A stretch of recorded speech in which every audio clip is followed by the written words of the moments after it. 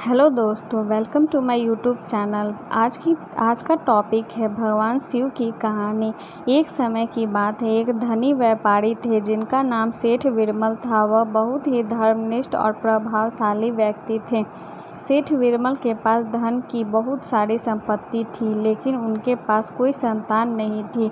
वह और उनकी पत्नी निराश हो गए क्योंकि उन्हें अपनी वंश की पारिवारिक विलासिता का आनंद नहीं मिल रहा था। एक दिन सेठ विरमल और उनकी पत्नी ध्यान से पशुपतिनाथ मंदिर में पूजा कर रहे थे। वहां उन्हें एक स्वर्णिम दिव्य फल मिला। उन्होंने उसे ध्यान से देखा और मंदिर के पुजारी से पूछा कि यह कौन सा फल है और इसकी क्या महिमा है। पुजारी ने कहा, यह फल एक अनुपम वरदान है जिसके खाने से एक पुत्र प्राप्त होगा। इसे प्राप्त करने के लिए आपको इसका व्रत रखना होगा। सेठ विरमल और उनकी पत्नी ने ध्यान से सुना और व्रत करने का निर्णय लिया। उन्होंने व्रत शुरू किया और 1 मास तक नियमित रूप से इस फल का सेवन किया। व्रत के अंतिम दिन सेठ विरमल के घर अचानक अपारंपरिक अद्भुत घटना घटी। उन्हें और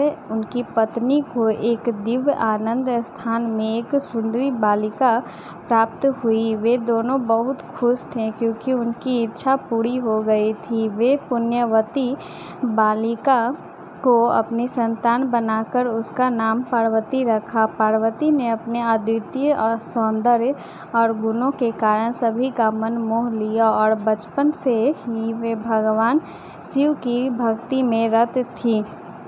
पार्वती बड़ी होते होते भगवान शिव की तपस्या और व्रतों का पालन करते हुए उनकी पत्नी बनने की इच्छा रखी। उन्होंने अपने ध्यान को इस मुद्दे पर समर्पित किया और अपनी साधना के बाद भगवान शिव ने उन्हें आशीर्वाद दिया। इस तरह पार्वती भगवान शिव की पत्नी बनी और उन्हें शिव पार्वती के रूप में जाना जाता है। वे देवी पार्वती के रूप में भक्ति और प्रेम का प्रतीक है और उनका जीवन भगवान शिव की भक्ति में अर्पित है।